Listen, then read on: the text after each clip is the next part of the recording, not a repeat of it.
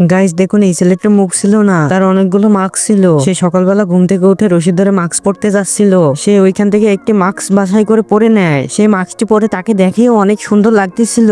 সে ওই মাস্কটি পরে শপিং মলে যায়। শপিং মলের ম্যানেজার তার দিকে তাকিয়েছিল এবং সে শপিং করে বাইরে আসবে। রোড ঘাটের সকল মানুষ তার দিকে তাকিয়েছিল। একটি ছেলের সাথে তার ধাক্কা লাগে আর একটি মেয়ে তার দিকে তাকিয়ে থাকে। সকল মানুষের সাথে তার ধাক্কা লাগতেছিল। তার অনেক মন খারাপ হয়ে যায়। তখন ওই লোকটি একটি মানুষের ভিড়ে পড়ে যায়। সে একটি বাসে ওঠে, সেই বাসের লোকজনও তার দিকে তাকিয়েছিল।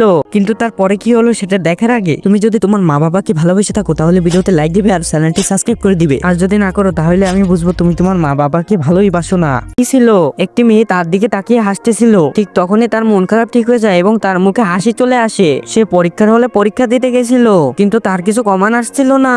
তখনই তার মাথায় একটি কলম এসে পড়ে। তার তখনই অনেক মন খারাপ হয়ে যায় এবং ওই ছেলেটি তার পেপার দেখতে আসে। ওই লোকটি তার পেপারে একটি মুখোশ আঁকতেছিল।